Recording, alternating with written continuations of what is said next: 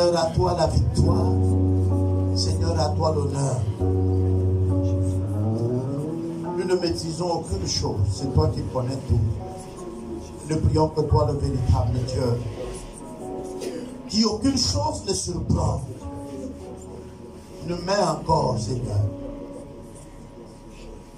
en sécurité. Merci, parce que tu es Dieu. Merci, Jésus. La gloire est à toi, l'honneur est à toi, la victoire est à toi. Au nom de Jésus, Amen. Amen, amen. Amen. Bonjour à tous. Comment ça va? Ça va bien ce matin? Voilà. Nous voulons donc nous édifier et nous avons aussi beaucoup d'informations nous concernant. Alors, il y a de cela quelques mois, je nous ai édifié sur les sceaux. La valeur qu'il y avait entre les sceaux, donc les 6 sceaux de l'Apocalypse. Et il y a aussi quelques temps que je nous ai édifié sur les dangers de la foi. Je ne sais pas si on se rappelle encore. De la situation de la crise de la foi dans les derniers temps.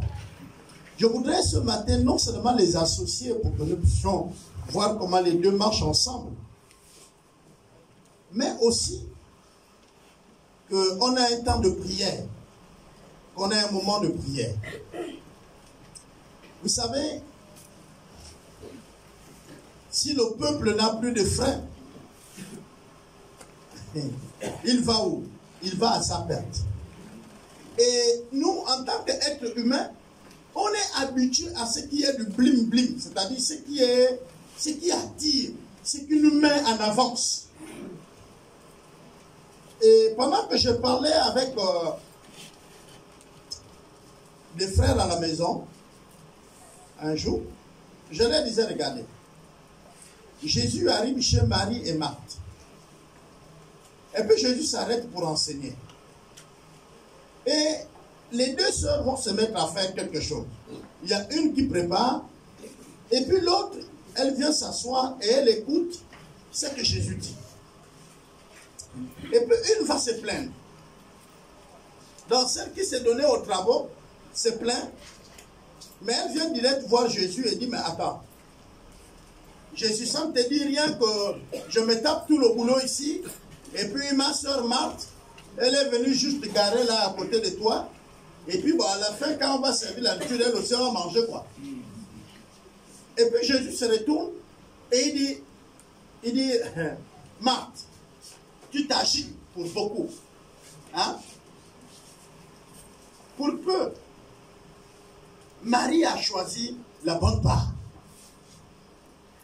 Et souvent quand on enseigne ce principe biblique, on montre qu'au fait, Marthe n'avait pas raison de se plaindre. Et que Marie avait choisi la bonne part c'était d'écouter la parole. Et donc de rester auprès de la parole, comme si nous n'allons pas manger pour vivre. Comme si Jésus, après prêcher la parole là, ne devait pas en réalité manger avec ses disciples. Et très souvent, on présente la part de Marthe comme étant pas vraiment la bonne part. Parce qu'on dit, Jésus a dit, Marie a choisi quoi? La bonne part. Ce qui est bien. Et c'était quoi? La parole du Seigneur. N'est-ce pas, non? C'était l'écoute de la parole. C'est bien. Vraiment, c'est très bien si vous avez fait aussi la part. Mais je voudrais qu'on réfléchisse un tout petit peu à ce que Jésus dit à Marthe et à Marie à l'instant. Parce que parfois nous prenons les choses qui ne sont pas des doctrines pour en faire des doctrines. La circonstance qui est là ne fait pas que ça soit un principe qu'on va enseigner aux gens. Qu'au fait, si tout de suite on comprend bien, il y a une cérémonie, une fête. On est d'accord, non? Comme par exemple le mariage. Il y a ceux qui préparent et il y a ceux qui viennent souvent à la bénédiction. Hein, parce que là, il y a la prédication, n'est-ce pas, non? Et ceux qui ont choisi la bonne part sont où? Ceux qui sont à la prédication, n'est-ce pas, non? Alors, qui a choisi la mauvaise part? Et celui qui a la cuisine, non? Si on le comprend comme tel, Maintenant, après la bénédiction, vous allez où? Mais puisque c'est la mauvaise part, pourquoi vous allez là-bas? Et en vous voyant, ce matin, peu d'entre nous ont mis les très beaux vêtements pour être ici. Oh, la part que vous estimez qu'elle est la mauvaise, le soir, quand il faut maintenant venir à la mauvaise part, vous êtes habillé comment?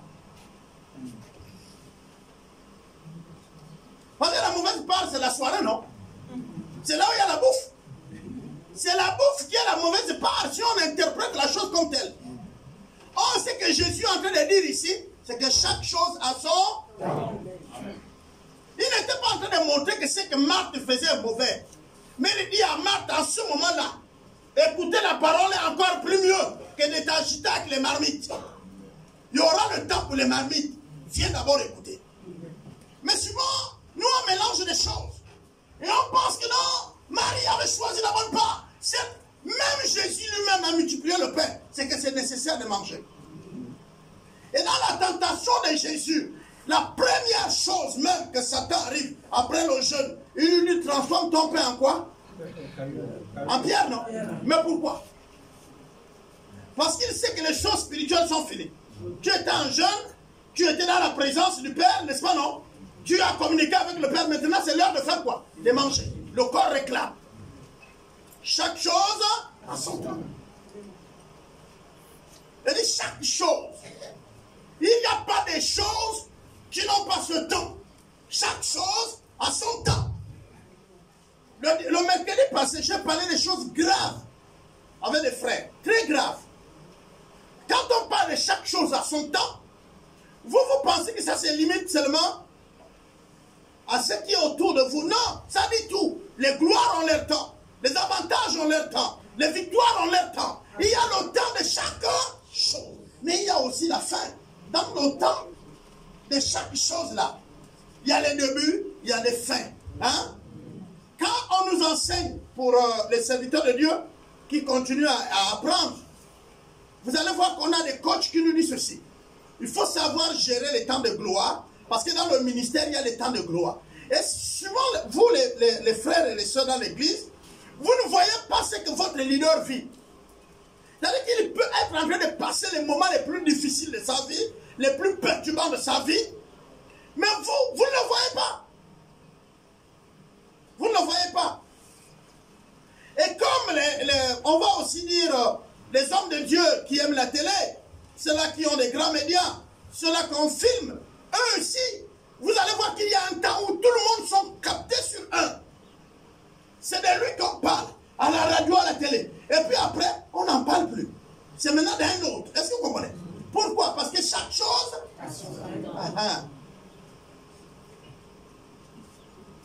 Dieu, alors, quand il fait chaque chose, il met un temps. J'ai suivi un séminaire avec un très bon posteur. J'ai vu le posteur. C'était propre. C'était bien fait. C'était bien organisé. C'est pas au Gabon ou au Gabon, je ne sais pas. Mais je l'ai vu sur le net. Et là, à l'intérieur, le thème était celui-ci. Avoir la double poisson de l'onction. Waouh, ok. Alors, une erreur que la plupart des hommes font. Dieu dit, l'Esprit de Dieu ne vient plus chez nous momentanément. On est d'accord? Parce que les gens disent, non, moi je vais avoir l'onction d'Élie. Je vais avoir l'onction de prophète. Ok? Qui veut qu'on prie pour lui pour qu'il ait l'onction de prophète? Mais l'onction de prophète dans l'Ancien Testament n'était pas continuelle. C'est pourquoi quand le prophète parle, il dit, l'Esprit de Dieu était sur moi. Au moment où l'Esprit était, il prophétisait. Mais là où il n'y en avait plus l'Esprit, il ne prophétisait pas. Donc c'était un truc qui venait, qui partait. On est d'accord? Mais dans le Nouveau Testament, l'Esprit ne fait plus les mouvements. C'est pourquoi la grâce, on dit la grâce, elle est abondante. Et malheureusement, ceux qui sont sur la grâce ne mesurent pas la capacité et la qualité et la quantité qu'ils reçoivent de Dieu. C'est la totale, c'est la plénitude. Amen. Mais maintenant, quand vous regardez ce qui était dans l'Ancien Testament, Nous les envions. Nous voulons être comme ceux-là qui n'avaient pas la totale. Comment voulez-vous que l'image des choses qui doivent être est plus mieux que les choses qui sont?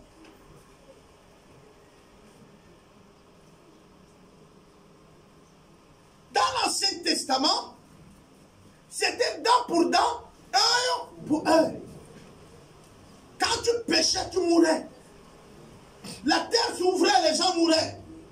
On va aller doucement. Est-ce que vous comprenez? Alors, la grâce, tout ce qui était de la grâce, tout ce qui était du pardon, tout ce qui était de l'onction, était donné, mais pas pleinement. C'est bon? Mais maintenant, dans le Nouveau Testament, c'est donné pleinement. Totalement.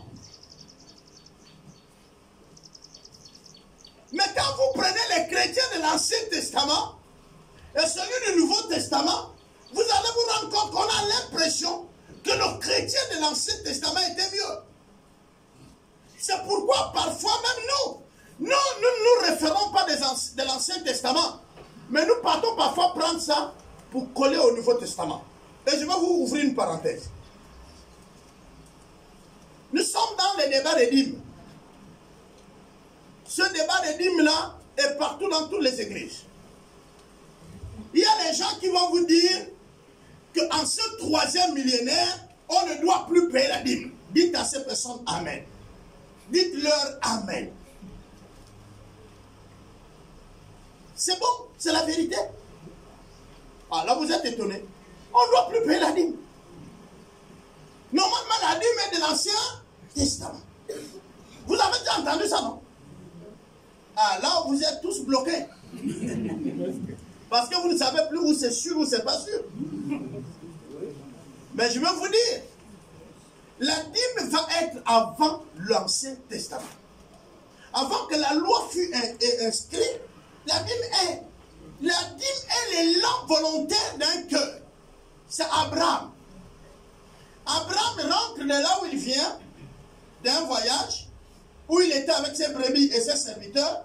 Il se rend compte que les peuples qui habitent la zone étaient venus conquérir son campement. Et ils avaient pris les filles, les femmes, les filles, et tout le monde en otage, ils avaient amené ses serviteurs.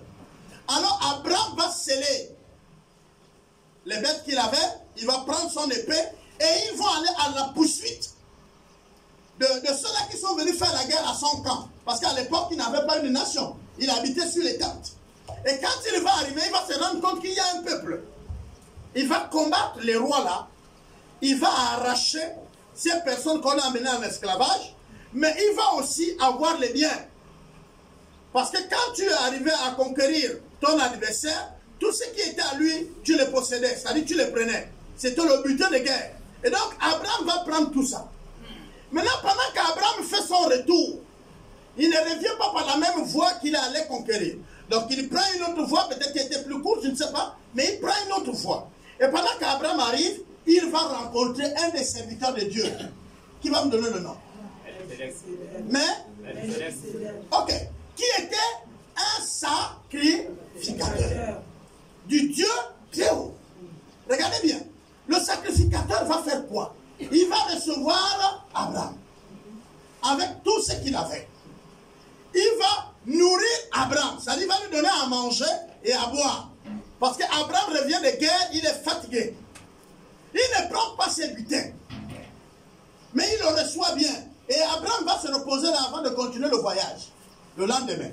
Quand Abraham se réveille du sommeil, quand Abraham a déjà récupéré les forces, il est prêt à partir. Abraham résume en lui-même. Il dit, je vais donner la 10e de tout mon bien. Les biens que j'ai acquis, je vais donner à ce sacrificateur la 10. Et là, la loi n'est pas encore inscrite. La loi va commencer à l'époque de Moïse, vous comprenez? Et c'est là que Moïse va trouver que ce qu'Abraham avait fait là, c'était bon. Donc il faut qu'on mette ça dans la loi pour que les enfants d'Israël, pour témoigner leur reconnaissance à Dieu, ils donnent 10%. Vous comprenez comment la 10e est venue? Est-ce que vous comprenez maintenant la dîme? La dîme, ce n'est pas qu'on vous contraint. C'est l'élan de la reconnaissance que tu as à Dieu par rapport au travail qu'il t'a donné. Par rapport au champ qu'il t'a donné. Toi-même, tu résous. Et dans la loi, quand elle devient du principe de grâce à la loi, elle devient une loi. Et une loi fait pression à ceux qui doivent l'obéir. Celui qui ne l'obéit pas pêche. C'est pourquoi Moïse, qui fait du principe libéral, une loi, ou encore qui fait d'un principe de grâce, une loi, savait que le peuple d'Israël avait des problèmes pour pouvoir donner de manière librement. Alors il ajoute ça parmi les lois. Parce qu'on va commencer à parler de lois au moment où Dieu va appeler Moïse à la montagne pour venir prendre les 10 commandements. C'est bon? Voilà. Et nous connaissons que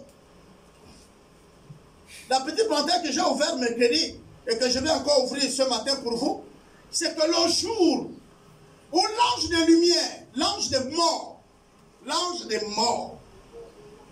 va traverser l'Égypte, l'ange de mort frappe tous, tout le monde.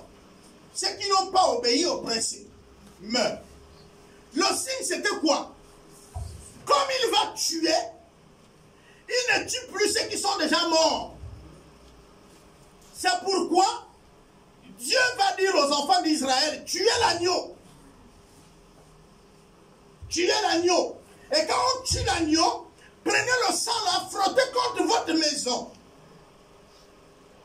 Ce qui dit quoi? C'est un signe. Quand l'ange va arriver, l'ange va dire, lui là, il y a déjà quelqu'un qui est mort. Il y a déjà un mort ici. Donc je ne frappe plus dans cette maison qui a déjà un mort. Le premier-né d'entre les humains, c'est Christ. Amen. Le premier-né de tous, de toute l'humanité, c'est Christ. Vous comprenez? Amen. Et c'est pourquoi quand l'ange va aller dans l'Égypte, il va frapper tous les premiers-nés. Donc, ceux-là qui n'avaient pas sacrifié les premiers-nés, les leurs mouraient. Mais ceux qui avaient déjà sacrifié, le leur vivait. Ils vivaient en reconnaissance à l'agneau de Dieu. Amen. Qui a été immolé et dont le sang a coulé, dont la maison peut montrer l'impact par le signe de frotter le sang contre la maison. C'est-à-dire que le sang a coulé, cette maison-là avait déjà un signe de sang. Mais le sang-là et l'agneau qui a été immolé était le symbole de Christ qui va mourir à la croix. Et tous ceux qui vont reconnaître cette croix et qui vont accepter cette croix-là ne méritent plus de mourir quand l'ange de lumière va frapper. L'ange de la mort plutôt. Mais si Christ n'est pas et que l'ange frappe, tu vas mourir. Et donc la vie n'était... L'Égypte était content. Ils étaient puissants. Ils étaient debout. Ils pouvaient faire tout ce qu'ils voulaient. Ils avaient la vie. Mais ils ont oublié que la mort et la vie ne sont pas au pouvoir de Satan. Qui vous a dit ça? La mort et la vie sont au pouvoir de Dieu. C'est Dieu qui décide de qui va vivre et qui va mourir. C'est Dieu seul. C'est pourquoi il dit aucune chose ne peut vous arriver si moi, Dieu, je ne le permets. Amen. Les frères, vous savez, quand on est tout près du feu, on a la même impression que parfois on est brûlé. N'est-ce pas, non? Mais pourtant on n'est pas brûlé. Ce temps-là chauffe.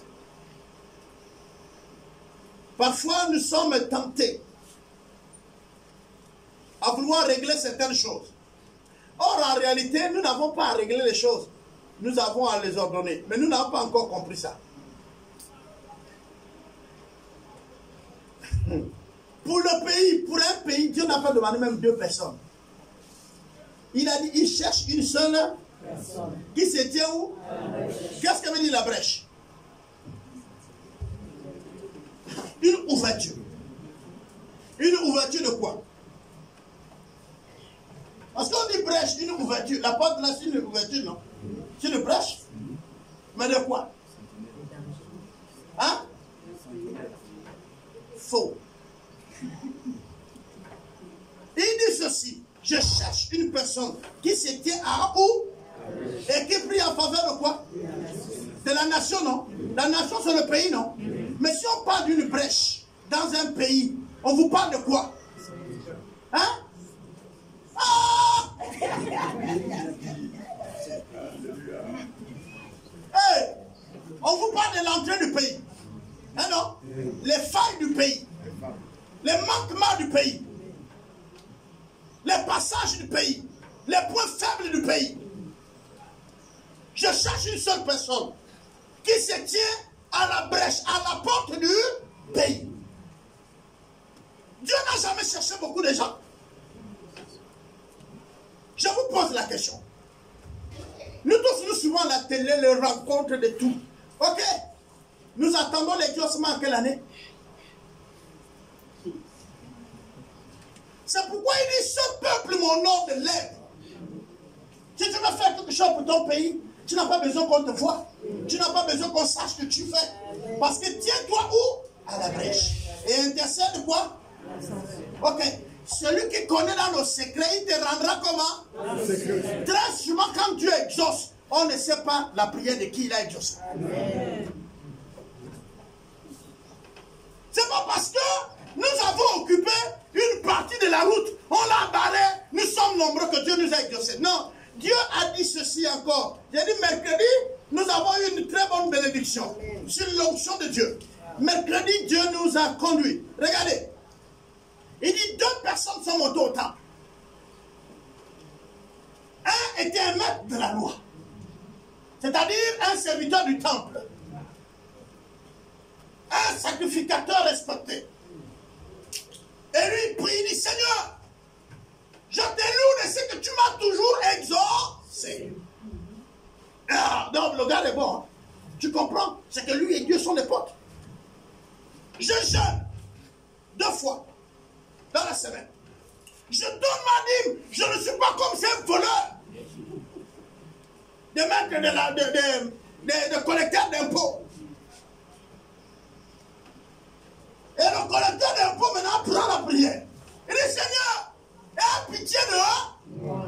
Pauvre quoi? Je sais que j'ai un péché. Pardonne-moi. Fais-moi grâce. Et Dieu pose la question. À la fin de ce moment, ce temps de prière, les deux doivent rentrer chez eux. Qui est rentré comblé? Collecteur d'impôts. Donc le collecteur d'impôts est rentré bien parce qu'il a dit pardonne-moi. Parce qu'il a reconnu que c'est un péché. Mais il faut regarder déjà même l'attitude. Si vous avez lu le passage, on dit l'autre il se lève et il frappe la poitrine. Est-ce que vous comprenez? Il dit moi Seigneur, moi. Comme pour dire dans le temple, là il y a encore qui? Ah non?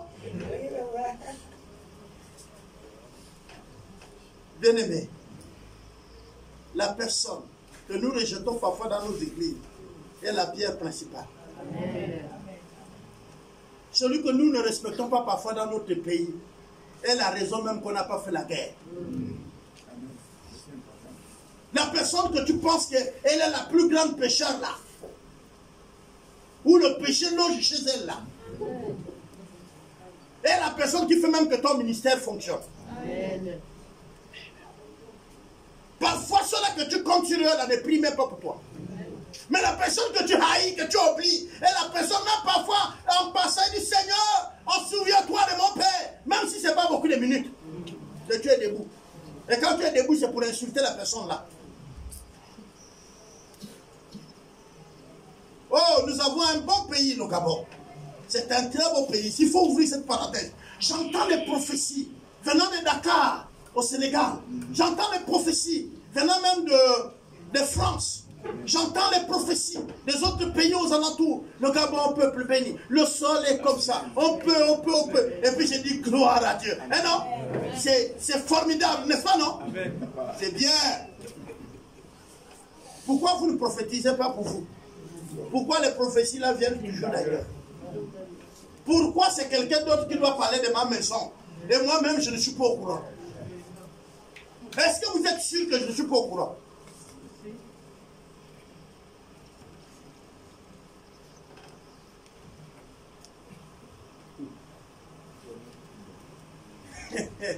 Je disais à un bien-aimé, je dis, vous savez, on parle de l'antichrist dans les derniers temps.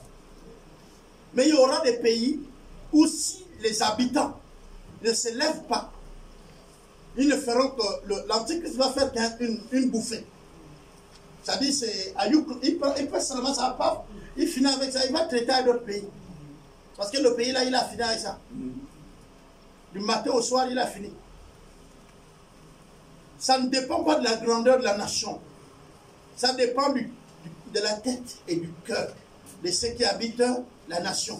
Et je vais encore reprendre, c'est un principe biblique.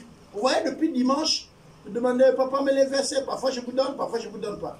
Il est écrit, résister à qui? Et puis lui, il va faire quoi? Est-ce que c'est moi qui ai dit ça? Est-ce que le diable peut nous fuir? Si nous faisons quoi? Mais nous devons résister dans quoi? Est-ce que vous me comprenez? Donc, plus nous obéissons à la parole de Dieu, plus nous résistons à qui? Hein? Et plus le diable va faire comment? Il s'éloigne de nous. Bon, maintenant, c'est vous. Non, il fuit. C'est écrit, il le fouillera loin de vous. Le verset ne dit pas, il va s'éloigner. Le verset dit, il va fuir. Et si nous prenons le verbe comme c'est conjugué, il court. Il garde une distance. Il résiste. Résister ici, il y a persévérer, il y a patience, il y a endurance. Et puis dans l'endurance, il y a transpiration. Et il y a souffrance, il y a pleurs. Est-ce que les Gabonais pleurent? Est-ce que les Gabonais... Non! Les Gabonais ne pleurent pas. Demandez à ceux qui ont déjà vécu ce qu'on appelle les pleurs. Les Gabonais saignent? Non! Est-ce qu'ils nous demandent des exercices? Non, mais regardez même notre spirituel. Regardez même comment on prie Dieu. Tu connais que ça te marque quoi? Tu sais que tu travailles, tu vas prier Dieu pour l'argent. C'est-à-dire quand tu pries, même tu es le Dieu qui donne. Oh, Yahweh, tu es même léger. Mais le jour où tu vas prier Dieu pour qu'il te donne 100 francs, tu vas changer la prière. Amen. Un soir, je posais mes genoux au sol. Il nous manquait de tout. Témoin, maman Alice. J'ai dit, Seigneur, même un travail de 20 000, je suis prêt à prendre. Tu as déjà prié comme ça? Même un travail. Mais quand on te donne maintenant le travail de 20 000, tu réclames 50. Tu ne bénis pas Dieu pour ça. Seigneur, là où je suis là, je veux un travail juste pour que je paye l'huile pour mettre dans ce que je vais manger. Je peux prendre juste une ampoule et une prise pour mettre dans ma maison. À cette époque, ma femme et moi, nous avons vécu près de 5 ans, voire plus, dans une maison à Franceville, où on n'avait pas le courant et l'eau. Voilà nos prières. On demandait ça à Dieu. Pourquoi? Nous avons fait des jardins. Les voisins qui avaient l'eau, ils venaient prendre le sel sur nos sillons. Les voisins qui avaient le courant venaient prendre le frelon sur nos sillons. Est-ce que vous comprenez ça? Mais il nous manquait l'huile. Il nous manquait le sel. Je vous parle de ce que je connais et j'ai vécu. Le Gabonais, tu ne vis pas mal. C'est pourquoi ta prière ne tient pas route. Bien-aimé, vous n'avez pas connu la souffrance. Celui qui connaît la souffrance ne fuit pas les balles. Quand tu sais que les enfants à la maison, si tu ne prends pas le risque, ils ne vont pas manger, tu vas sortir. Vous n'en connaissez pas ça. Vous n'avez pas vécu ça. Le jour que vous allez vivre ça, vous allez sortir. Vous n'avez pas resté dans la maison. On bénit Dieu, on a les carreaux. Tu dis que tu souffres. Tu es sur les carreaux. Tu es dans une maison. Il y a même la clim. Il n'y a pas la souffrance. Tu es là-haut, il y avait. Oh, tu fais des miracles. Mais les prophètes que vous dites que vous. Oh, j'ai fait le jeûne de Moïse. Moïse n'était pas dans une maison climatisée quand il jeûnait. Vous connaissez un Périgui? Hein? Ça, c'est toi qui connais Afrique, les autres te connaissent pas. C'est les fourrous. Ça, c'est le mot des Gabonais, les fourrous. Il y en a un peu partout. Mais l'ami, tu pries Dieu. Tu es concentré. Oh, Yahweh, et puis épique.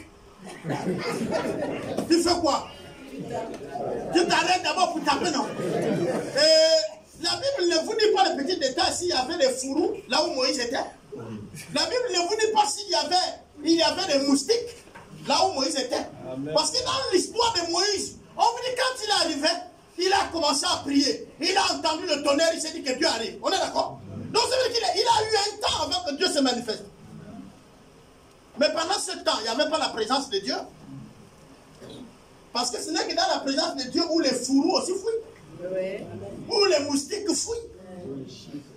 Mais avant la présence de Dieu, ils ont aussi le devoir de venir. Tu as déjà prié Dieu dans un lieu où tu fermes les yeux, tu dis un serpent peut venir. Amen. Vous qui aimez fermer les yeux. Comme pour vous, le spirituel, c'est en fermant les yeux.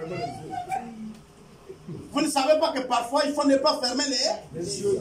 Je vais vous dire, quand tu sais que la personne là, vous avez payé le jus, vous avez servi dans les verres, quand la personne là, tu n'as pas confiance à lui, ne ferme pas les yeux. Non, mais il faut que les choses soient claires. La personne qui est devant toi, tu n'as pas confiance, tu ouvres les yeux. Tu dis, Seigneur, merci pour le jeu. Amen. Ah, oui. Parce que si tu fermes les yeux, tu ne sais pas. Hein? surtout ceux qui sont dans le business là.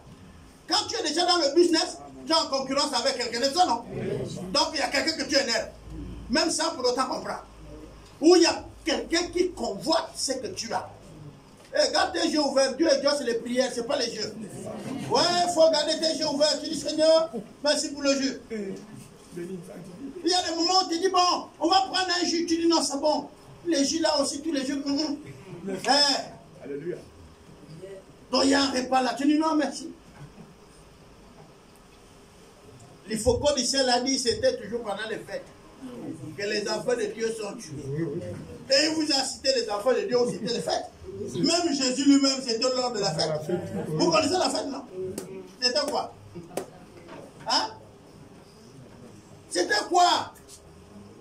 Mais quand les enfants d'Israël sortent en Égypte, la fête qui a été instituée, c'était quoi?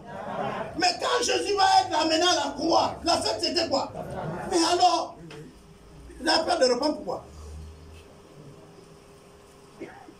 Prenons nos Bibles. On va partager la ligne ici. Ceux d'ici là. Vous allez fouiller Luc 18, 8. Ceux du milieu ici.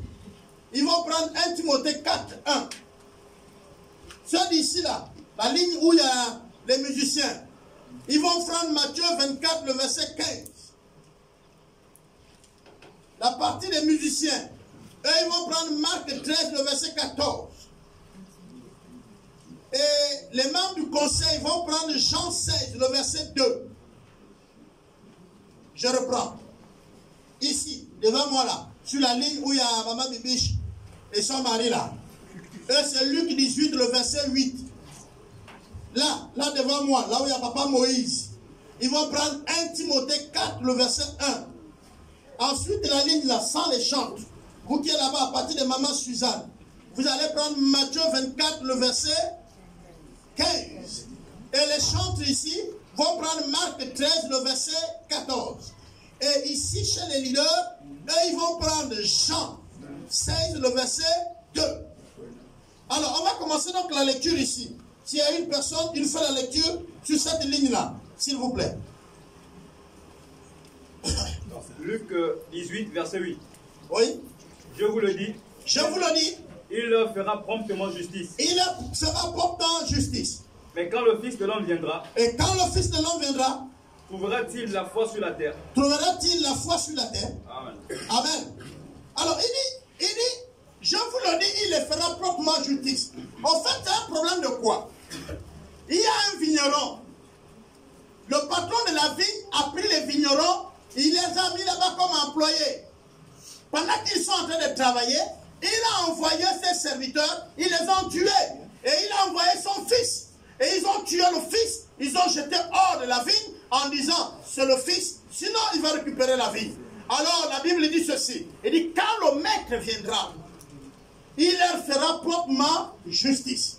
Mais il va présenter une autre inquiétude. Il dit alors, mais quand le Fils de l'homme là viendra, il va faire justice, oui. Mais est-ce qu'il trouvera la foi sur la terre? Est-ce qu'il va trouver la foi? C'est une grande question auquel nous devons répondre. Jésus dit, est-ce que quand je veux revenir, est-ce que je vais encore trouver la foi sur la terre? Pourquoi alors Jésus se pose une telle question? Pourquoi il peut se demander s'il va encore trouver la foi?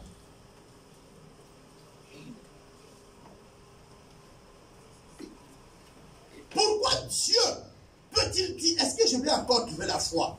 Bien aimé, parce que tout simplement, il y a une crise de foi. La foi n'est pas en train de croître, mais la foi est en train de diminuer.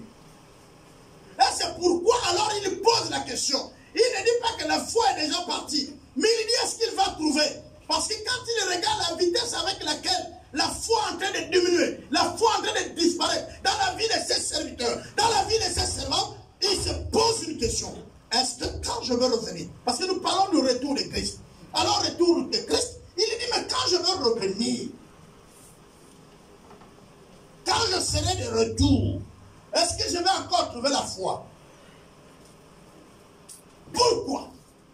Restons là. Lisons Timothée. 1 Timothée 4. 1 Timothée 4. Mais l'Esprit dit expressément que dans les derniers temps, l'Esprit dit expressement que dans les derniers temps, quelques-uns abandonneront la foi. Les hommes vont abandonner la foi Pour s'attacher à des démons. Ils vont s'attacher aux démons, Aux doctrines des démons. aux doctrines des démons. Est-ce que c'est pas ce que nous voyons? Il dit, est-ce que je vais encore trouver la foi? Pourquoi il dit ça? Parce que dans les derniers temps, vers la fin, les hommes vont abandonner ce qui est la foi pour aller dans les doctrines des démons. Alors les doctrines des démons, c'est quoi? Aujourd'hui, nous avons ces églises que vous aimez beaucoup, que nous aimons même suivre à la télé. Vous voulez avoir la guérison, non? Ouvrez dans vos portables là. Vous avez si c'est Kekou ou Kerekou ou qui là. Vous l'avez dans vos portables là. Hein non? Vous les avez, non? Bon, ok. Maintenant, quand vous lisez la Bible, quand vous êtes en train de lire la Bible chez vous, dites-moi, Jésus lui-même, quand il est venu nous enseigner le mode, on dit, quand tu ne connais pas du principe de la vie, tu lis les évangiles, qui est le mode de vie de Jésus, qui montre comment un disciple va vivre. Qui a prié par satellite? Mais la radio, c'est la satellite. Satellite, c'est-à-dire, moi, je fais mon témoignage et puis tu es guéri. Ah non? C'est ça, non? Tu écoutes les témoignages là et tu récites. La guérison est aussi la mienne. Ah non? Et puis tu serais guéri. Non. Quand nous lisons l'évangile, on a dit le vêtement d'Élie, ah non? A guéri. On a dit le foulard de qui? De Paul. A fait quoi? A guéri. C'est-à-dire qu'il y avait des hommes au contact de ceux-là. Je vous dis, c'est bien. On peut écouter les très bonnes prédications. Mais j'aimerais vous dire, s'il vous plaît, vous avez besoin d'une assemblée pour vivre votre foi. Vous avez besoin de poser des questions, de déranger vos leaders spirituels. Vous avez besoin.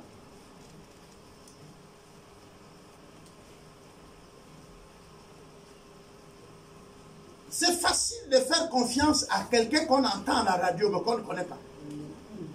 À moins que vous le connaissez. Si vous le connaissez, vous avez le libre champ, allez-y. Mais je vous dis, c'est facile.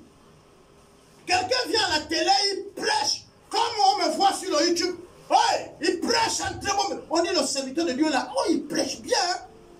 Mais ils ne connaissent pas ma vie, c'est vous qui me connaissez. Amen. C'est vous qui vivez au quotidien avec moi. C'est vous qui savez si ce que je dis là est vrai ou pas. J'ai quelques amis qui font souvent les directs. J'ai mes amis à Libreville. Tenez-vous prêts, tenez-vous. C'est maintenant l'heure que le Seigneur va déverser l'onction sur vous. Il est seul dans une salle. Il arrange même le portable. Tenez-vous prêts, s'il vous plaît. Ce matin, j'ai une révélation à vous faire selon le Seigneur. Et vous êtes là. Wow. Mais le frère là, il n'a même pas d'église. Je venais de parler avec une des sœurs qui présentait le programme qu'un frère lui a présenté. Je vais garder le nom parce que le frère est parti d'une église. Il devient solitaire, mais il n'a pas de brebis. Moi, quand mon enseignant m'a dit, quand tu vois un berger dans la zone où il y a les brebis avec leur berger, mais lui, il a le sel, il a l'allumette, il a le couteau, il a son bâton. Il se balade. On le voit, du frère, tu vois, il dit non, je suis berger. Mais il n'a aucune brebis. Ce berger-là, c'est un danger. Regardez bien. Les brebis, ce que je cite là, les brebis ont ça. Le berger a toujours son sel, il faut qu'il mange. Le berger a son couteau. Le berger, parce que même pour défendre la brebis, il faut que tu aies l'épée. Le berger a un bâton pour diriger. Tout ça, c'est les aspects. Et il a aussi un sac. Hein? Vous allez remarquer sur d'autres images où le berger prend même le jeune mouton, il met dans son sac, parce qu'il ne peut pas franchir certains endroits. Donc, il a un gros sac. Seulement, vous le voyez, il se balade toujours là où vous nourrissez vos brebis, mais ce gars-là n'a aucun mouton.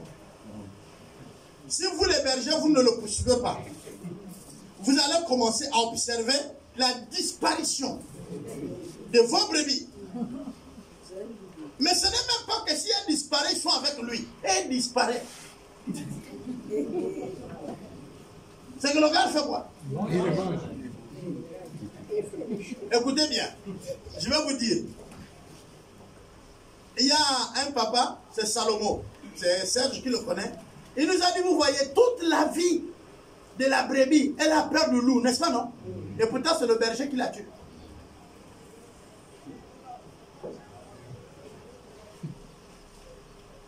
Le loup, tout le temps on vient dire aux brebis, attention au loup. Mais qui sacrifie les moutons? C'est qui? Il tue plus que le loup. Attention aux bergers qui n'ont pas de brebis, qui ne connaissent pas la douleur d'avoir une brebis. Il y a des églises qui ne vivent que pour prendre les fidèles des autres. Hein? Ce qu'on appelle fidèles des autres là. En fait, c'est les brebis. Mais comment tu ne peux pas élever? Souvent, tu prends deux. On paye deux pères chez nous. On les nourrit, on s'occupe d'eux et puis c'est les produits, n'est-ce pas, non? Mais toi, c'est pas ce que tu as fait. Toi, tu n'as rien. Oh. Mais tu te balades. Oh. Et tu as même une machette. Oh. Est-ce que vous savez que nous tous ici, on est prêts à marcher sur un seul trottoir si le fou a une machette vers l'autre trottoir? Hein, non? Mais ça, vous le voyez physiquement, vous l'évitez. Mais dans le cadre de votre vie spirituelle, vous ne voyez pas le danger. Vous partez vers là où il y a le fou, qui a sa machette. Quelqu'un vous enseigne des choses qui ne sont même pas bibliques. Quelle est la différence qu'il a, lui et le fou? Il a une machette, il te dit, si tu ne meurs pas, tu n'es pas un sacrifice digne. Est-ce que c'est à toi de faire le sacrifice? Il y a quelqu'un qui est un sacrifice, qui a déjà payé pour toi, n'est-ce pas, non? Là, vous dites Amen et tout, mais vous avez aussi les autels dans vos maisons de prière. On vous a dit qu'il faut faire des autels où vous allez donner des sacrifices à l'Éternel. Et vous en avez. Donc l'autel de Christ à la croix là, c'est rien. Vous aussi, chaque année vous renouvelez les alliances avec Dieu pendant que nous avons la Sainte Seine qui nous rappelle notre alliance tissée par la mort de Christ, par son sang qui a coulé à la croix. Mais vous amenez encore les offrandes d'alliance, les offrandes de sacrifice. Je ne sais pas quel sacrifice, vous le faites. L'alliance L'alliance que Dieu a fait avec nous est une alliance quoi? Éternelle. Le sacrifice qu'il a donné est un sacrifice quoi? Éternel. Pourquoi alors vous mettez l'argent dans les enveloppes pour donner comme étant le sacrifice?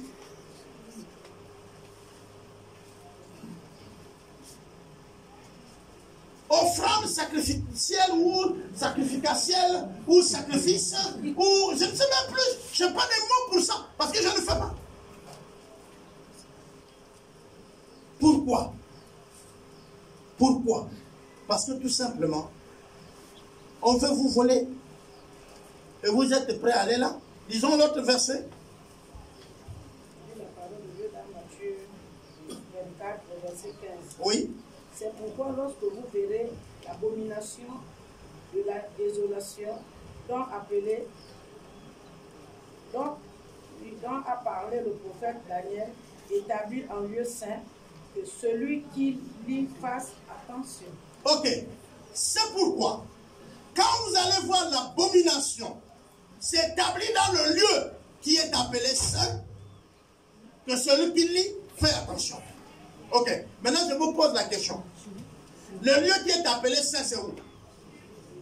Et bon, l'abomination, c'est quoi? C'est le péché, non? L'abomination est pire que le péché. Pire que le péché. Papa Saya m'a envoyé une vidéo d'un pasteur qui aurait reçu le message de Dieu. Il marche nu avec sa femme et leur fille. L'affaire se passe au Kenya. Bon, à l'Ouganda, en Afrique de l'Est. Parce que le Seigneur les aurait demandé, comme il a demandé aux prophètes, de marcher nus. Oh, vous dites, oh, vous écoutez une voix tout de suite derrière la maison, vous dites, insultez-le, vous allez insulter. Mais c'est Dieu. C'est ça l'abomination. Donc un pasteur nu. Et dimanche, il va encore voir qui dans son église. Et il dit que c'est Dieu qui l'a envoyé. Il marche comme ça dans la ville. Voilà les révélations de Dieu. Votre Dieu. Dieu n'humilie pas les gens. Ce qui est honteux, les pasteurs qui vont coucher avec les petites filles qui ne connaissent pas encore les hommes pour les dévierger. Il y en a. Les pasteurs qui sacrifient les membres du temple de son église. Il y en a.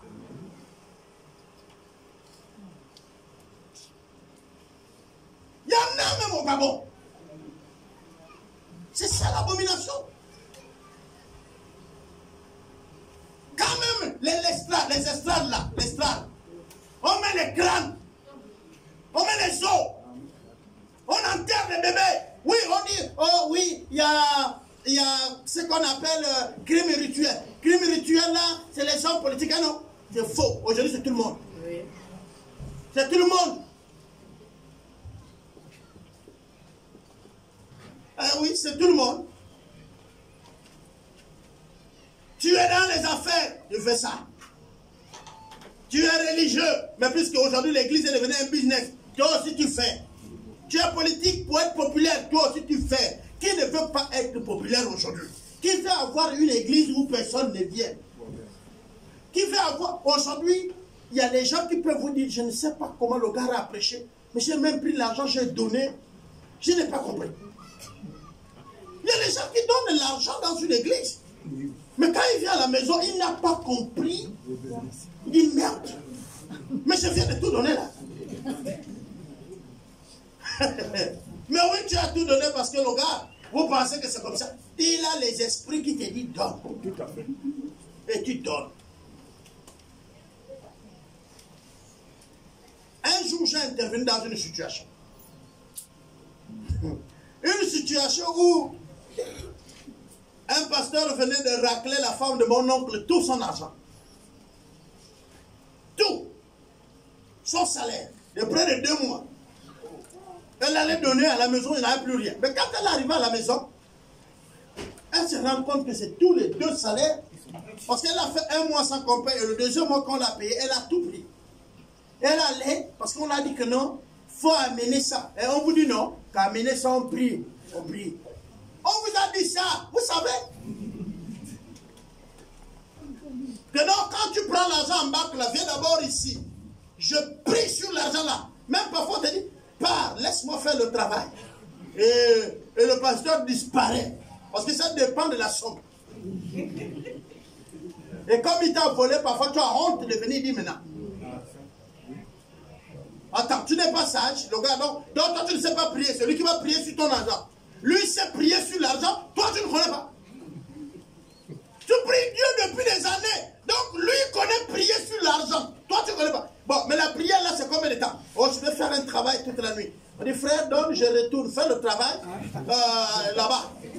Parce que la distance n'existe pas dans le spirit. Voilà. Et là, la même vers ma maison, l'argent serait sanctifié. Pourquoi mon argent va dormir ici? Vous prenez même un païen, il comprendra qu'il ne peut pas donner. Mais c'est ceux qui ont connu l'évangile qui font des choses comme ça. Il vient, oh, et l'homme te dit, moi je suis l'homme de Dieu. Il est là. Quelle voiture? Non. Ouais, pose là. Retourne à la maison. Demain, il faut qu'au plus tard 5 heures, tu es ici. 5 heures, hein? Oui. Mais c'est quand tu pars qu'il est parti. Et l'homme de Dieu là n'est plus dans votre zone. Tu apprends même 2 ans, ou même 1 an après qu'il est dans telle ville. Tu crois qu'il a encore ton argent?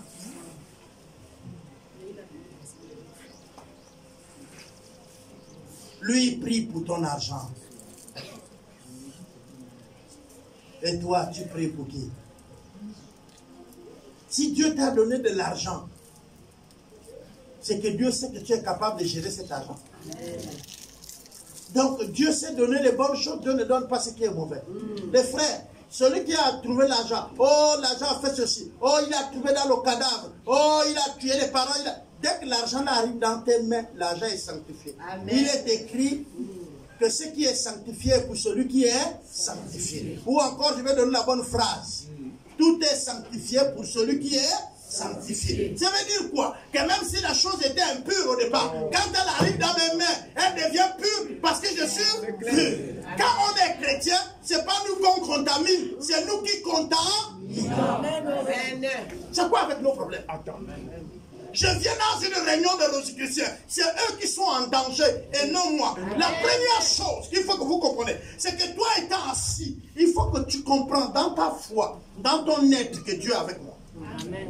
Mais puisque nous on pense que non, Dieu peut être, il peut ne pas être. C'est là où nous on se dit, ah, ils peuvent m'avoir comme ça. Ah oui, hein. Et c'est là où quand tu pries maintenant, tu dis, je ferme les portes, je ferme les portes. Hein? On vous a appris, non, que vous avez les portes. Hein, non? On dit, ah, si elle ne me gagne pas de l'autre porte, ils peuvent avoir l'autre porte. Peut-être que j'ai les portes ouvertes, il faut que je les ferme. Et je ferme les portes. Tu fermes quelle porte? Et pendant que tu fais ça, même l'ennemi voit que tu as peur, n'est-ce pas? Oui, il faut que tu as peur. Et c'est là où il attaque. Vous savez, la plupart du temps dans la Bible, quand vous allez lire, on cite la peur plus que le nom de Satan. Vous savez ça? Le premier adversaire du chrétien, c'est pas Satan, c'est la peur de oser, la peur de faire. Et c'est pourquoi je vous dis, le Gabonais en général, chrétien ou pas, il ne connaît pas les douleurs. Vous commencez à dire, oh, le pouvoir, parce que vous commencez déjà à sentir un peu de chaleur. Ça ne vous a pas encore brûlé. Vous avez un peu de... Ça y est, il y a un feu, mais le feu commence à vous toucher. Hein? Tu es au bord du feu, là, tu es resté longtemps. Tu sens la chaleur. Hein? Tu sens la chaleur. C'est pourquoi certains commencent à mettre maintenant les tables au marché. La chaleur arrive. Bientôt, d'autres vont rentrer dans le business. Nous, on commence maintenant à réfléchir. Ah, il faut qu'on fasse quelque chose. Hein? Parce que la chaleur arrive. Mais chez les autres là-bas, si tu n'es pas la table, tu ne manges pas. Si tu ne vends pas, tu ne peux pas acheter. Mais vous n'êtes pas encore arrivé là.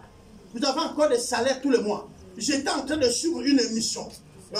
Plutôt la télé Congo. Je crois que c'est les retraités ou qui parlaient de 2 ans sans leur salaire. 1 an. Les sociétés parlaient de 1 an sans salaire. Okay?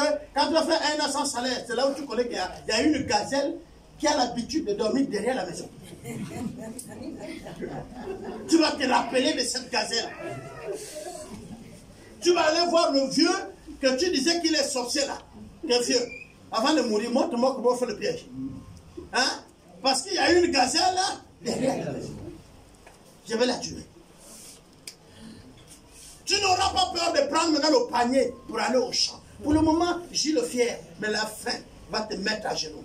Et quand la faim va prendre tes pieds, les poser au sol, c'est là où facilement, puisque tu es déjà à genoux, tu es au sol, tu vas creuser les carreaux. Pour le moment là, ciao, ciao, ciao. Vous pensez que celui qui a faim a peur de traverser un village? Mais quand tu sais que la maison est pleine, tu ne pars même plus loin. Tu sors seulement devant la porte comme ça. Tu regardes, mais ça c'est les villageois. Pourquoi? Parce que tu sais que le sac de riz est encore plein. Il y a l'huile que tu as amenée en ville, hein, non? Et là, les autres, c'est les villageois. On te donne la gazette, tu dis, oh, je ne mange pas le gibier, moi, les gibiers indigènes, je ne mange pas. Il n'y a pas de problème. Souvent, quand on avait des amis qui venaient en vacances au village, c'est comme ça que nous faisions. Tu lui appelles chez toi pour manger, il regarde les légumes, tu dis, moi je ne mange pas ça, donc moi je ne mange pas, il n'y a pas de problème. Un mois de vacances, c'est fini. On rentre août.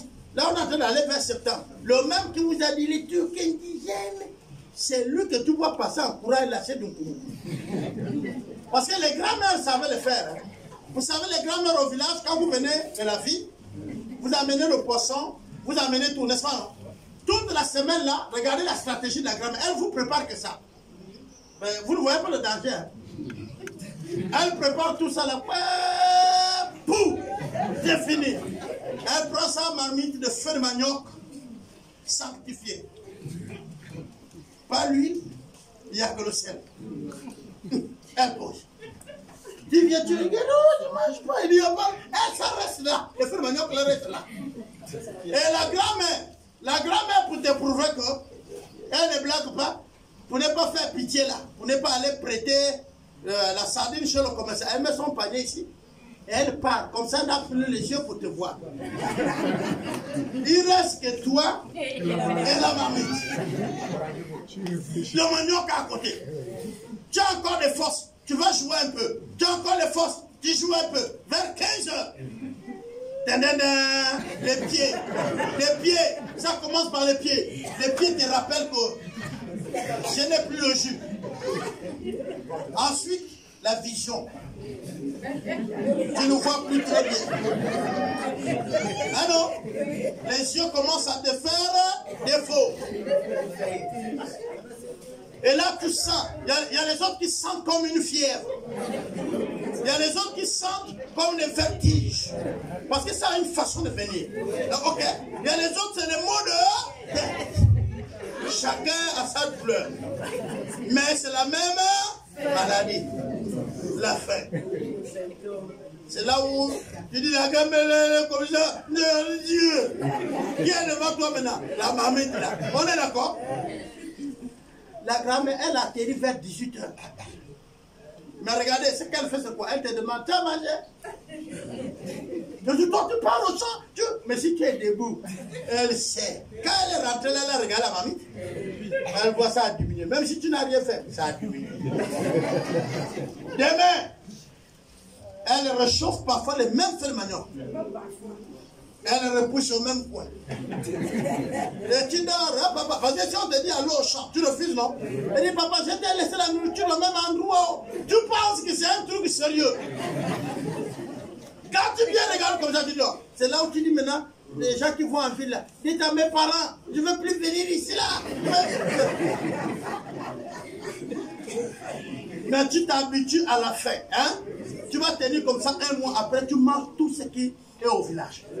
Et maintenant, les vacances prochaines, c'est même toi qui dis, envoyez-moi au village. Parce que tu étais habitué à ça. Les grands-pères, ils n'avaient pas le débat à faire avec toi pour faire manger ce qu'ils voulaient. Tu viens, tu lui parles le français, lui te parle la langue, le même mot, tous les jours. Tu vas, entre vous deux, qui va apprendre pour l'autre? C'est toi, non? Tu le veux ou pas?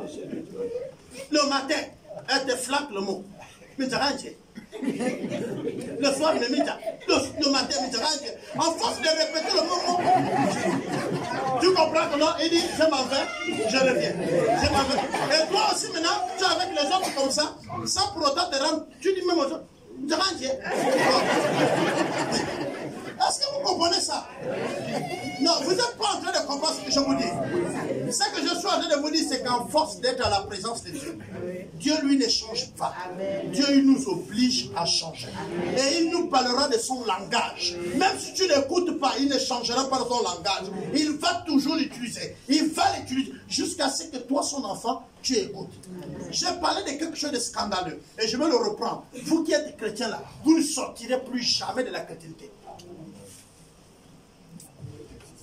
Même si vous partez pécher, vous êtes chrétien. La seule chose que Dieu va faire, si vous continuez, il vous tue pour que votre âme soit sauvée. Mais vous ne pouvez plus sortir de la chrétienté. La chrétienté, vous êtes né. Ok, on va prendre un cas simple. Romario, lève-toi, viens.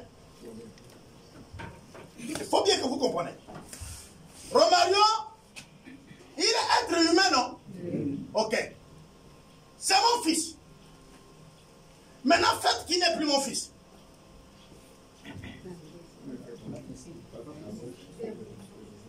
Oh. Non. Changez les papiers. Changez les papiers, non? Est-ce qu'on ne change pas les papiers? On change les papiers, non? Mais il reste le fils de qui? Toujours mon fils. Vous pouvez changer les... Mais il reste... Il peut changer. D'abord, la preuve, c'est que quand tu grandis, tu construis ta maison. C'est-à-dire qu'il ne va plus habiter dans ma maison. Merci. Assieds-toi là-bas. Il allait donc dans sa maison. Mais il reste mon quoi? Je ne sais pas si vous comprenez. Si vous avez accepté Christ dans votre vie, c'est pourquoi il dit ni la mort, ni l'épée, ni même le péché ne peut vous séparer de l'amour de Dieu.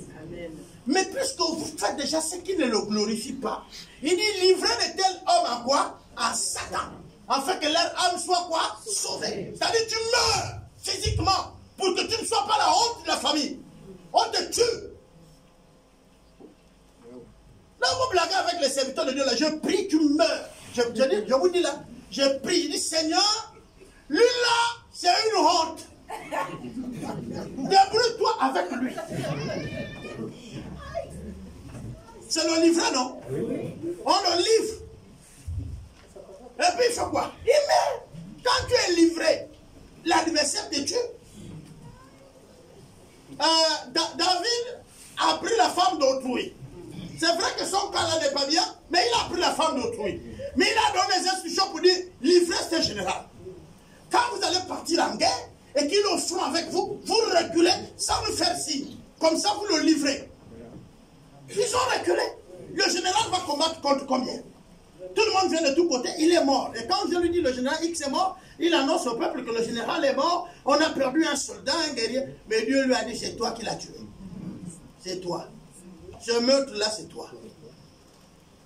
Parfois, on peut faire certaines choses pour que notre conscience soit tranquille, mais Dieu connaît ce que tu fais. Est-ce que vous savez que parfois, vous avez des conseillers? Quelqu'un qui te conseille, mais en réalité, il te haït. Oui. Le conseil même qui te donne là, il fait que tu vas en échec. Amen. Mais Dieu qui connaît dans le secret, il change l'échec là en victoire. Parfois c'est ce que tu respectes. Oh, il voulait que tu vas dans l'échec. Le verset Marc nous dit quoi?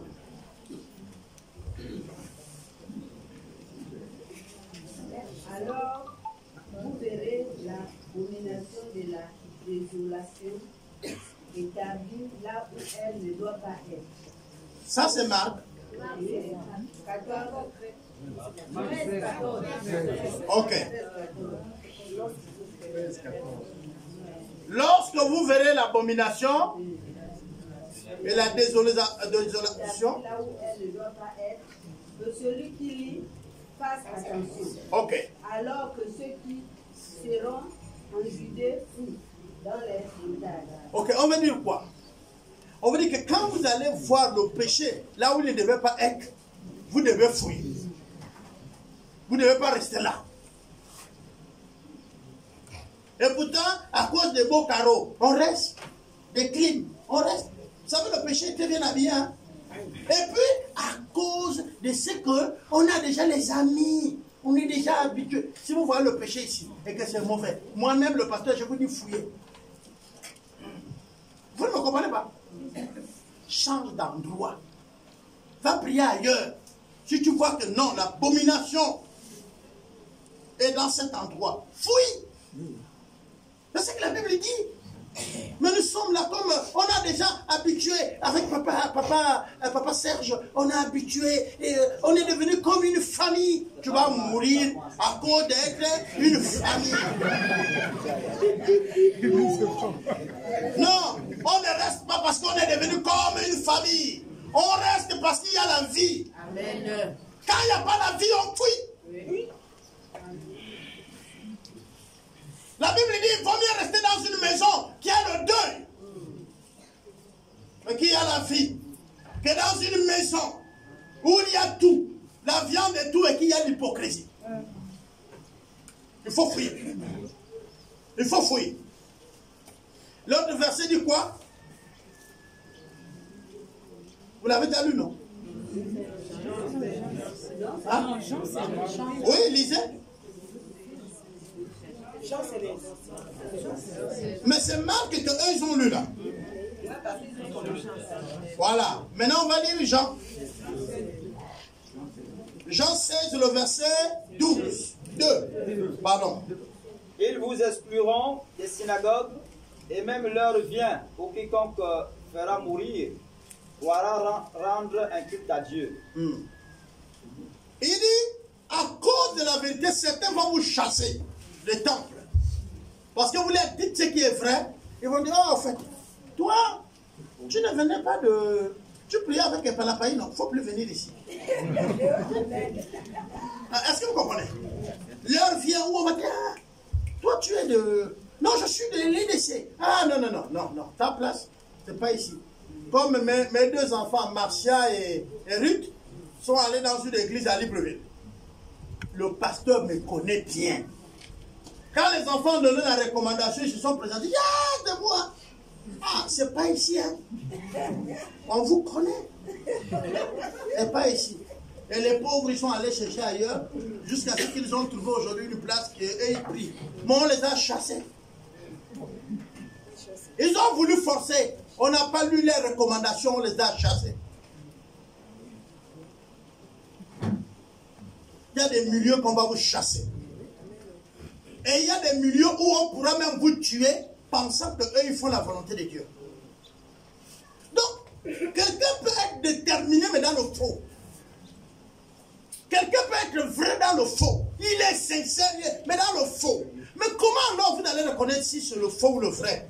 Je vous ai toujours dit ici, priez Dieu pour nous. Demandez à Dieu, Seigneur, Papa Albert là, je le vois, il est là, il prie. C'est comme si c'était lui le saint. Les autres là, et ils sont tous mauvais. Il est qui? Dieu va vous dire. On vous a dit qu'on reste avec un leader qu'on ne prie pas pour savoir qui il est. Mais s'il vous ment. Ah, mais s'il vous ment, vous allez connaître comment? Vous allez non, notre leader prêche bien. Il n'y a pas de prêche bien. Allez-y voir Dieu lui-même et demandez à Dieu, Ouna. C'est simple. Lui là, c'est qui? Seigneur, je peux lui faire confiance. Seigneur, je suis au bon endroit. Dès qu'il t'a répondu, tu peux être là où tu fouilles. Vous confiez votre vie à quelqu'un que vous ne connaissez pas. Vous ne savez pas que les enseignements que nous donnons là, ça peut produire la mort ou la vie.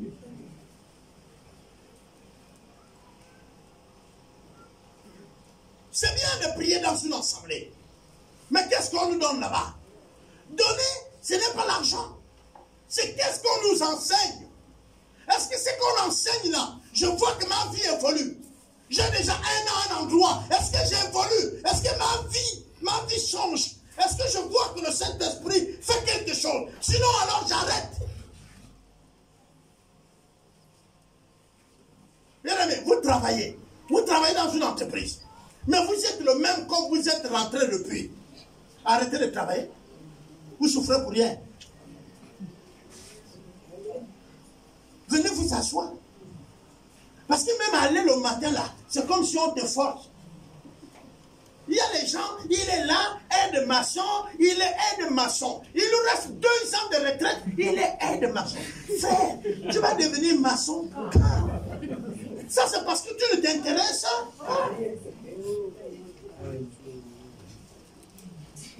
Oh, on m'a recruté aide-maçon, je vais encore faire comment? Je n'ai pas les parents là-bas. Ah! J'ai dit à mes fils qui sont avec moi, il dit papa, oui, prends la brique là, tu montes. Il est là, la brique parfois, il est comme ça, la brique est là. Combien d'années avec moi? Ta brique danse encore.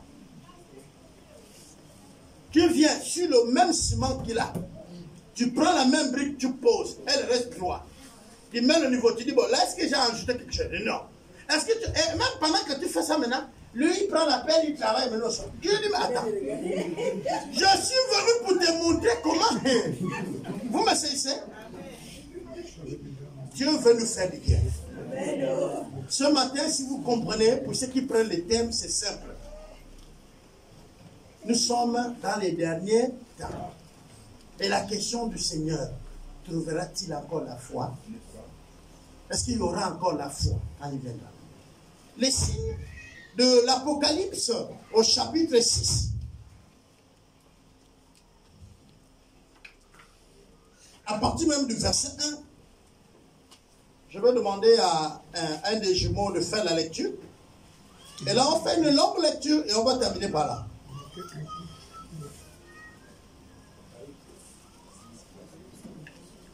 Apocalypse 6, on commence à 1. Apocalypse 6.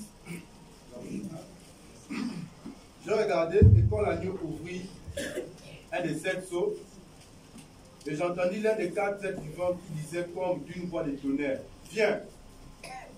Je regardais et voici parut un cheval blanc. Celui qui le montait avait un arc. Une couronne lui fut donnée et il partit en vainqueur pour vaincre.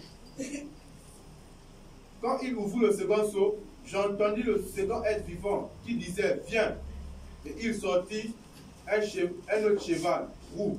Celui qui le montait reçut le pouvoir d'enlever la paix de la terre, en fait que les hommes s'égorgeassent les uns les autres. Et une grande épée lui fut donnée. Verset 5.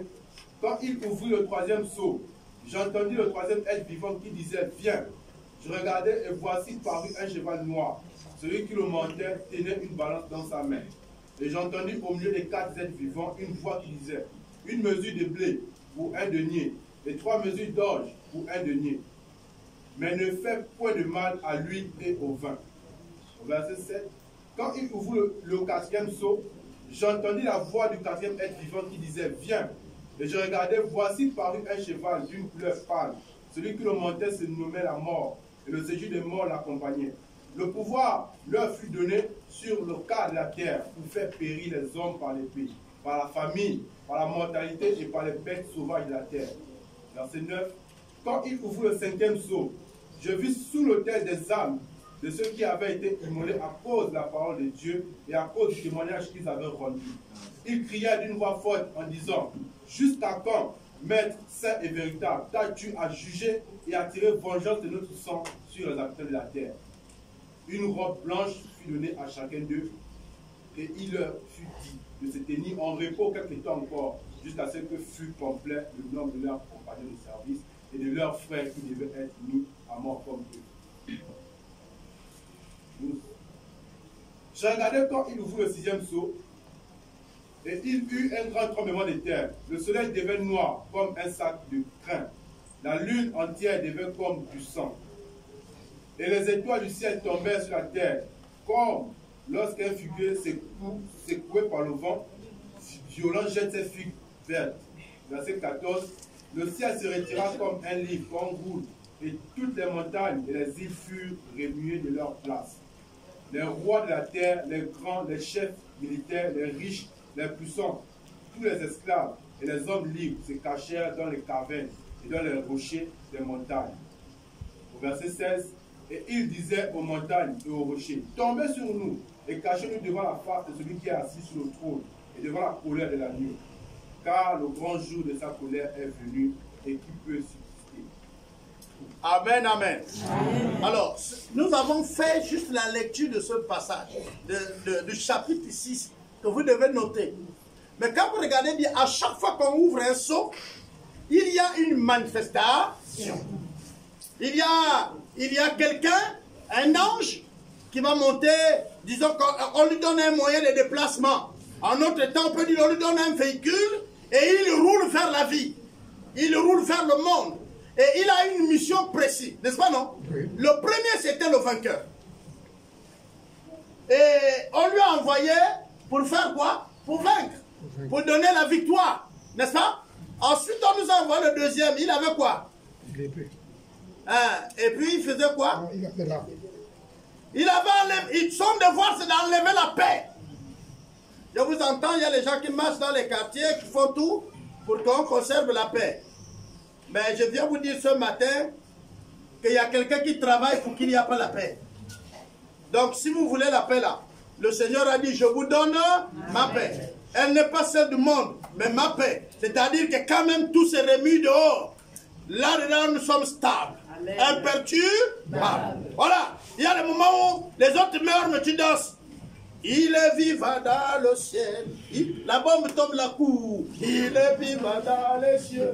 Il est... Vous savez, il faut avoir peur à quelqu'un qui sait qu'il est déjà mort et qui n'a plus rien à gagner. Quand vous avez pour ennemi quelqu'un qui est mort, vous-même le vivant, vous devez avoir peur parce que vous avez beaucoup à perdre. Je ne sais pas si on se comprend. Non, je reprends. Quand vous avez affaire à celui qui est déjà mort,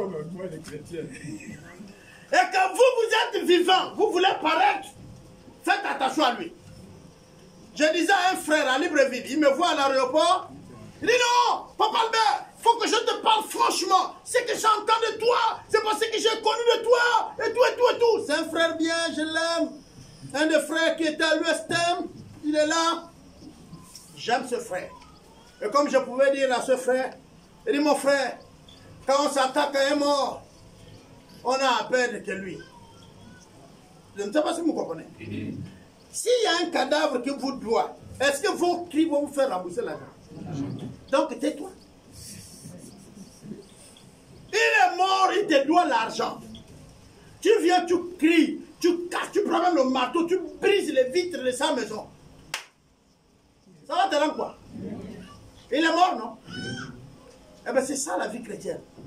Mort par rapport à ce monde. Moi je n'ai plus un nom à surveiller. Là où vous me voyez là, je n'ai rien. Ma marquette est pas la paille là, c'est foutu. On la connaît plus. Dans le cas où c'est un type à problème, c'est un bandit, oh et pas la paille. C'est ça la renommée qu'on m'a donné. Est-ce que moi je vais arranger ça? Non. Un mort n'arrange rien de sa renommée.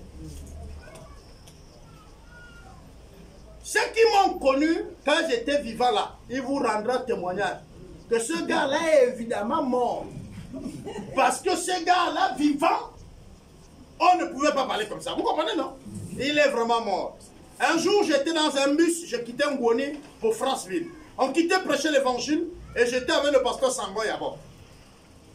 Pendant que nous roulons, il y avait deux messieurs avec nous dans le taxi et il y a un qui va commencer à s'attaquer aux chrétiens. Vous les chrétiens, il a dit beaucoup de choses.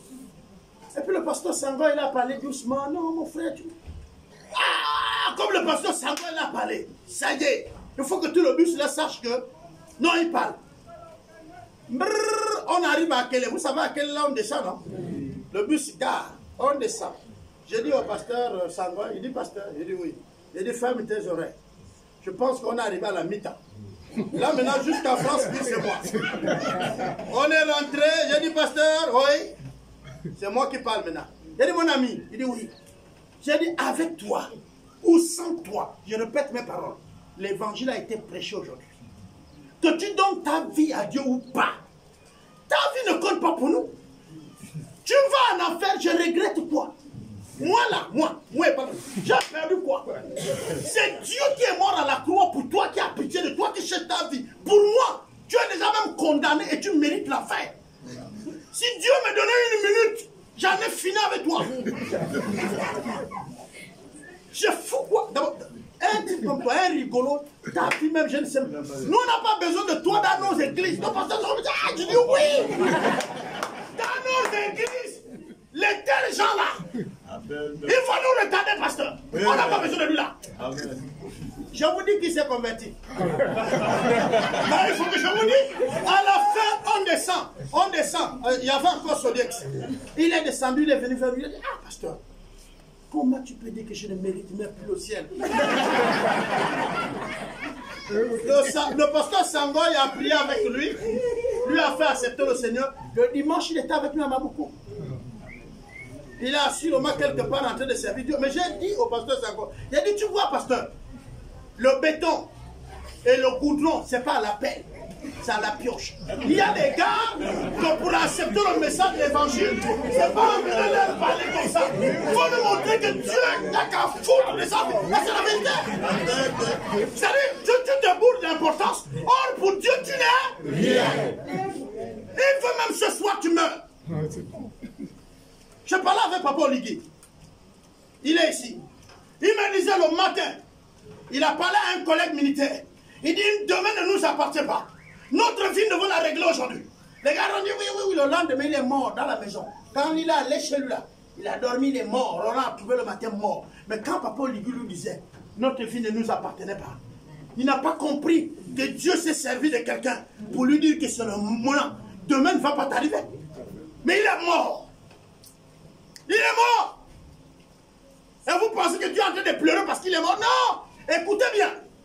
Il y a encore des naissances. C'est-à-dire ça produit encore.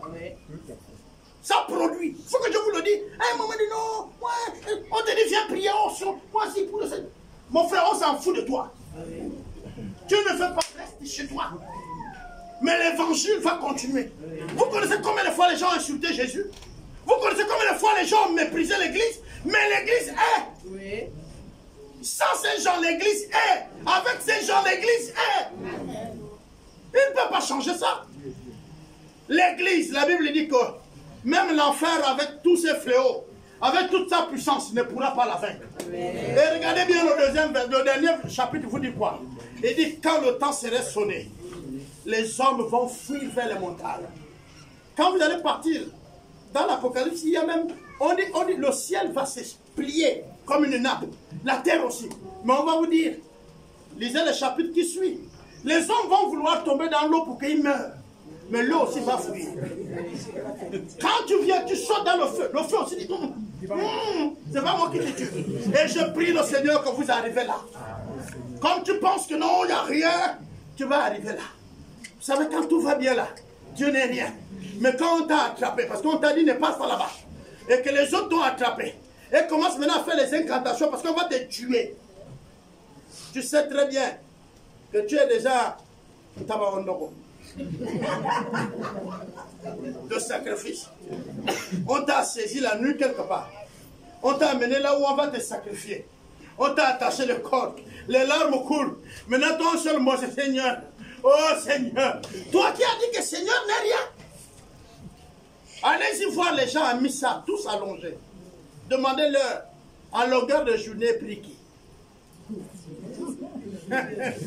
Ceux qui ont insulté Jésus là, ils sont en train de dire quoi?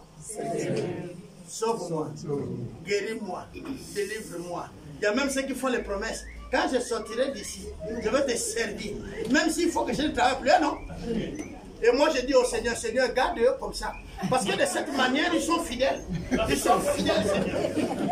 Ils sont fidèles. Le Seigneur a dit ça. Vous savez, aujourd'hui, nous tous on dit à Paul, on dit, non, Paul était un modèle, n'est-ce pas? Mais vous ne connaissez pas que Dieu a gardé Paul comme ça. Paul dit, Seigneur, guéris-moi. Il dit, ma grâce te suffit. Tu restes avec la même maladie là. Tu mourras comme ça, il y a que ma grâce. C'est que beaucoup de gens ne savent pas. Paul priait, les gens étaient guéris. Mais lui-même, de temps en temps, il se rappelle que je ne suis rien. Et je vais vous ouvrir une petite parenthèse sur moi. Je n'ai pas des enfants biologiques avec ma femme.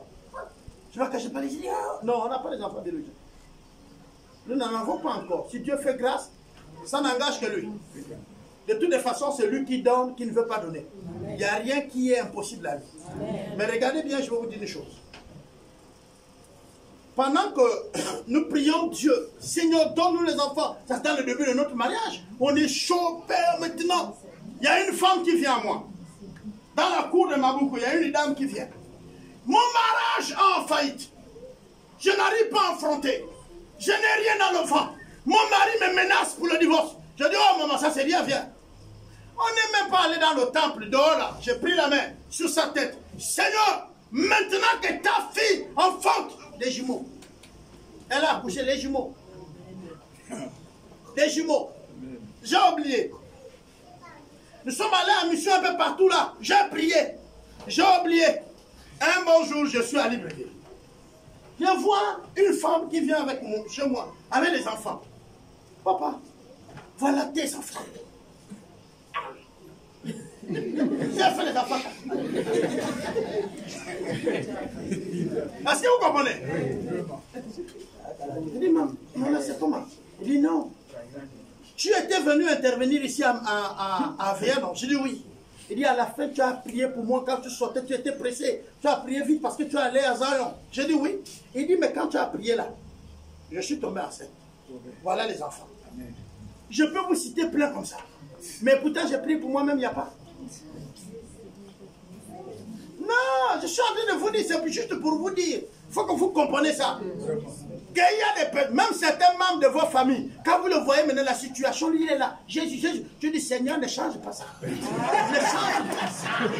Là, c'est le bon endroit, Jésus. Garde-le là. Garde-le là. Garde-lui. Il est au bon endroit, Seigneur. Ah oui, il est là, oh Seigneur. Oh Seigneur, tu dis, reste là. Reste là, ne bouge pas. Seigneur, permets qu'à cet endroit, ils te connaissent. Quand tu vas maintenant nous libérer de l'endroit, c'est là qu'il se rappelle que j'étais là. Et Dieu m'a enlevé là. Ne venez pas. Vous êtes, oh, quelqu'un dit, oh, je suis malade. Oh, guéri. Vous savez que certaines maladies là, c'est pour manifester la gloire de Dieu. Amen. Donc, il ne faut pas, oh non. Oh, calmez. Calmez. Laissez Dieu faire. Amen. Amen. Rien n'est impossible à notre Dieu. Amen. Tu pries pour la guérison, ça vient pas. Sache que Dieu est celui qui guérit. Il est celui qui guérit. Le fait qu'il ne t'a pas guéri ne veut pas dire que mon Dieu ne guérit pas. C'est pourquoi je n'aurai pas de support pour soutenir ma marche chrétienne. Je ne mettrai pas les fétiches. Je ne veux pas aller voir les charlatans pour t'épater.